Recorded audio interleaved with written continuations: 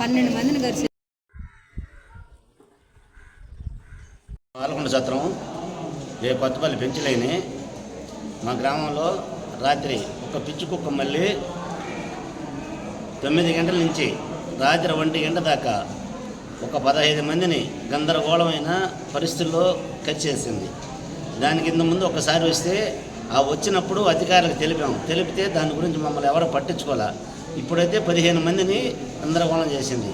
రాత్రి 11 నుంచి హాస్పిటల్కి వస్తే హాస్పిటల్లో సిబ్బంది మాకైతే వాళ్ళ మందులు ఇవ్వడం కానీ ఇంజక్షన్లు కానీ మాకు ఇప్పటి వరకు బ్రహ్మాండంగా చూస్తూనే ఉన్నారు.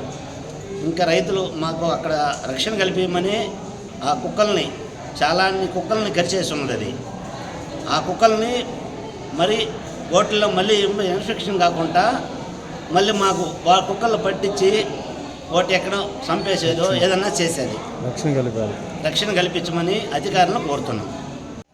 నిన్న రాత్రి పాల్గొండ సత్రంలో కొన్ని మంది నిద్రిస్తుండగా ఆడ పిచ్చి కుక్క సైరుగా చేసి అక్కడ నుండి 15 మంది మన హాస్పిటల్కి వచ్చి అడ్మిట్ అయినారు. ఆ 15 మందికి మనం అంతా మేము ఉండి దగ్గరుండి ట్రీట్మెంట్ చేశాము. వాళ్ళకి కావాల్సిన యాంటీ ర్యాబీస్ వ్యాక్సిన్ ARV మరి కొన్ని మందికి యాంటీ ర్యాబీస్ ఇమ్యునోగ్లోబిన్స్ అవి కానీ ఇచ్చాము. ఇంకా వాళ్ళకి ఎప్పుడెప్పుడు రావాలా, మళ్ళీ ఎప్పుడు ఏ డోసులు వేసుకోవాలా, మొత్తం యాక్చువల్గా ARV అయితే 4 డోసెస్ మనకి ఇచ్చింది ప్రకారం. ఫస్ట్ డోసు మళ్ళీ 3 డేస్కి 7 డేస్కి మళ్ళీ 28 డేస్కి ఇక్కడికే వచ్చి మధ్య కంపల్సరీగా వేసుకోమని చెప్పి మేము చెప్పాము. ఆ 15 మందిలో కొద్దిగా ఒక ఆమెకి కొద్దిగా బాగా ఎక్కువ లాగేసింది. కుక్క ఇంజరీ కొద్దిగా ఎక్కువ ఉంది.